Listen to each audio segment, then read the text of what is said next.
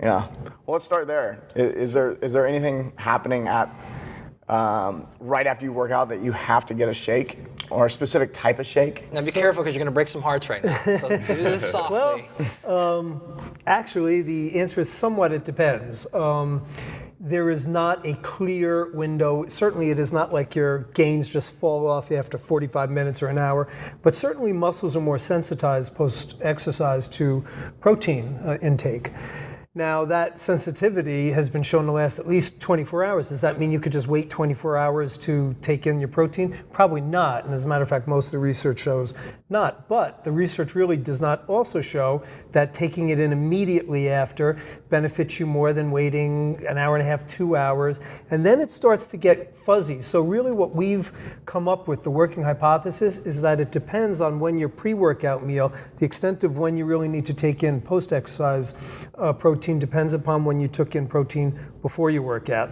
And the anabolic effects of protein last somewhere around 4 to 5 hours, somewhere in there, assuming it's in a whole meal. Like if you take a whey protein shake, it's a very fast-acting protein, and that's going to oxidize quickly, and that will not last. But assuming you're eating like a steak with some potatoes or whatever, eggs with oatmeal, it will last over a period of 4 to 5 hours. That means that, let's say you're going to take in a meal 2 hours before your workout, do an hour workout, then you'd have roughly a 2-hour window. And again, it's not just a fall off, it's not a clear cut, before you really start to need protein to keep your anabolism spike up. With all that said, there is really no detriment to taking it in quickly. So I generally recommend that you do take it in as quickly as you can. And the other thing we don't know, because of the way research is structured, is could there be very slight gains that we're not able to really pick up with current technology, and that if you're a bodybuilder, so meaningfulness depends on the person. If you're the average Joe stockbroker, the difference between a quarter pound of muscle spread out over your body isn't going to mean much, but that could be the difference between taking first or second in a competition for a bodybuilder. So again, you have to look at things in context, and the more important it is for you to maximize every ounce of muscle, I would say probably the more important it is to ensure that you get that early protein feeding in. Yeah, so 2 questions. One, I want to know how much protein in this, but in addition, let me see if I've put this into practice. So for example, if I work out in the morning and I work out fasted, in that case, is it fair to say it's probably more important that I get my protein in sooner? Absolutely. But if I work out in the afternoon and I've had 2 or 3 meals already, then it doesn't necessarily matter. Exactly. Okay, cool. And by the way, if you're taking in, let's say, 3, 4 meals spaced out over the course of a day, you're going to be hitting that window. No matter where you're working out, it's going to, unless you're working out after your last meal, and then probably you should have one before you go to bed. But if you're doing it any time within the 4 meals before that last one, you're going to hit your anabolic window. So what would the numbers be then? Is it true 20 grams protein at the most? How much to a day? Like what are the numbers? The newest research shows, and this was some study just came out about 3 months or so ago from Kevin Tipton's lab, so a premier researcher in protein.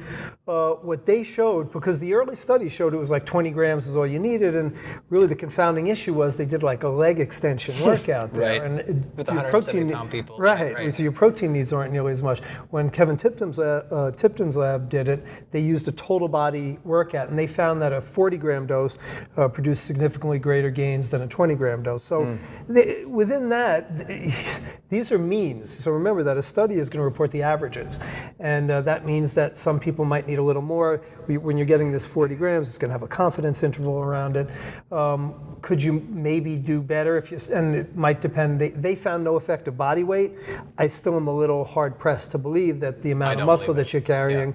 Yeah. So 40 grams seems like a good overall number, but I would say someone who's heavier with more dense muscle, Brett Contreras, if you will, he probably might want to go up to 50 grams. So these are all things that there's no research gives you guidelines, but it's not going to tell you exactly what to do, and certainly you can't have a cookie cutter prescription that's going to work for everyone. Well, in this case, we're talking about protein, and that's a very broad subject in itself. Are there types of proteins?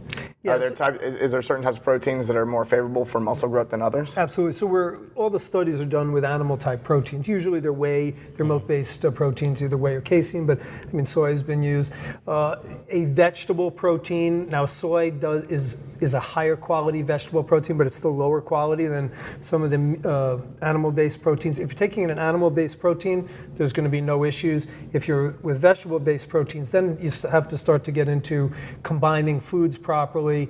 Bottom line is you want a full complement of your essential amino acids. All the essential amino acids have to be provided within adequate amounts post-workout. So if you're going for a vegan protein, you need to make sure that it has the full amino profile. Correct. So can you actually explain that? Because some people don't understand the difference between like what's protein and essential amino acids. Like I got my 20 grams of protein in. Like what's that mean? So proteins, a whole protein is comprised of amino acids, and there's many. We're actually still discovering amino acids.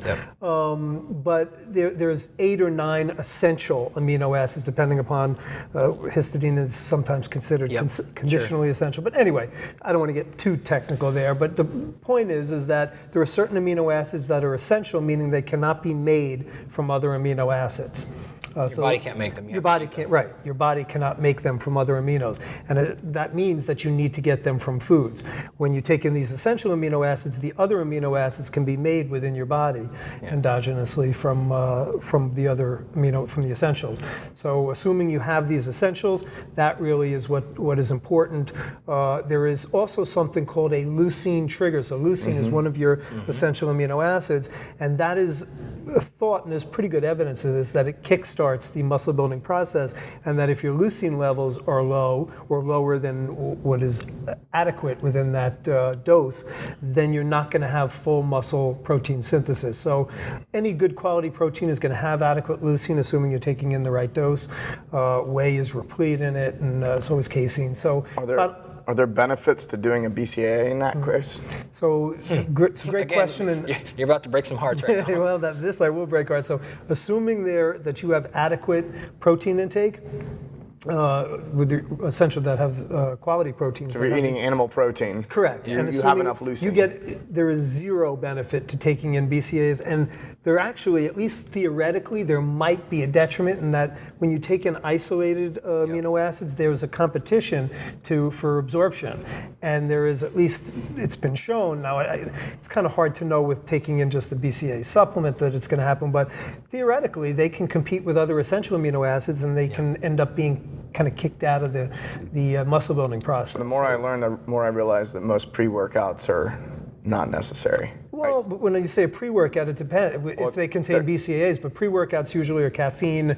They're more for energy. That's what I'm saying. It's like, I'm already like, caffeine's not as important as I once thought. BCAAs aren't as important as I once thought. I'm starting to believe that the pre-workouts are I would fading. disagree and say that caffeine is a very well studied ergogenic aid. That it will. Now, it depends on the person too. So it's always going to be, it depends. Sure. But there's even new evidence that people, it used to be thought you had to be caffeine naive, meaning that you don't drink coffee to achieve these ergogenic benefits. There's been some new research showing that even those who consume, let's say, a cup of coffee in the morning and every day, that they still benefit. They get an ergogenic benefit from taking in caffeine, and how much that's going to build muscle. Certainly, it enhances performance. I've not seen good evidence muscle building, but if you're going to enhance the performance of your workout, you would at least have the assumption that's going to have a beneficial effect. I guess my personal experience, 200 milligrams of caffeine is just way too much. Way too much? Oh, I thought maybe you were one that needed like a few shots. You can overdose on the espresso. So you mentioned that BCAAs might not be essential. They're essential amino acids, but they're not essential to take as a supplement, assuming you're getting enough protein throughout the course of your 24-hour day. Right. So that begs the question, how much protein do you really need during a 24-hour period? A lot of people make the recommendation of gram of protein per pound of body weight or something similar. Is there any science that backs a claim like that? I'm glad you asked. So just collaborated on a study, was just published this week with Stuart Phillips' lab out of McMaster. They spearheaded this systematic review and meta-analysis, and we did meta-regression with it. And my colleagues, Alan Aragon, Eric Helms, really good scientists, James Krieger were also on it. So what we found, this is the largest meta-analysis of its kind. We had, I think there was a total of over 40 studies that were factored into this, that 1.6 grams per kilogram of body weight was the average, was considered sufficient, the average daily intake. However, here's the but.